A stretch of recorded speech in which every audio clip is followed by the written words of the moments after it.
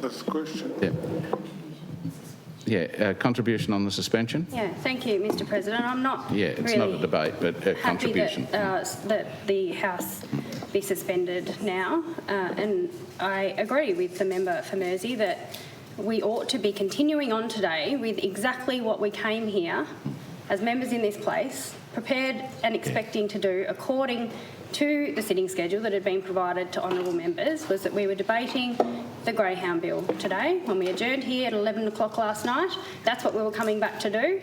We had no notice as members in this place that it was the government's intention to pull this from the sitting schedule. And that is not acceptable, Mr President. We need to be prepared. As elected people representing the people of Tasmania, we need to be prepared for what we are coming to represent them on in this place. And we cannot be expected to be prepared on this bill that we are suspending for a briefing on. I appreciate that we will have a briefing. But we cannot be fully prepared when our heads were here coming back in to debate the Greyhound Bill. And there was an expectation in the community for a lot of people on both sides of this debate who want to see this resolved and deserve for it to be resolved today, and for the government to not explain to the people or to us as elected members shows complete disrespect for this House and for us as members. Complete disrespect. Not even an email. We got in here, had a look at the notice paper, and some of us might have noticed, oh, there's something missing. Greyhounds isn't on the list. What a surprise. All I can find is a media publication on the Pulse Tasmania website. Tasmanian government delays greyhound racing ban vote to avoid upper house defeat. And seeing as it appears the government doesn't have a message for the House, perhaps this is all we can rely on. It says the Tasmanian government has pulled its greyhound racing ban bill from debate this week, conceding it does not yet have the numbers to get it through the Legislative Council. The bill needed 3 of the 5 upper house independents on side to pass.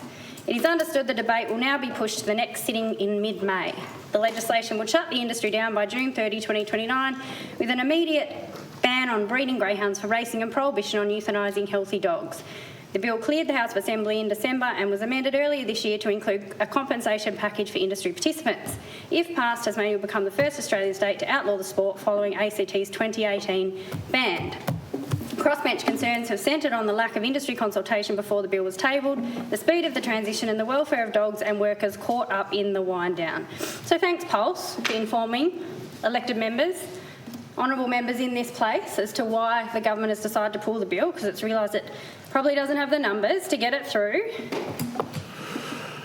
Which is not acceptable, Mr President, so I'm not happy to suspend for a briefing. I think this House ought to continue on with its business that we were expected to do when we left this place last night, that we had a duty, and the government has a duty, to the people of Tasmania to do what it said it would do.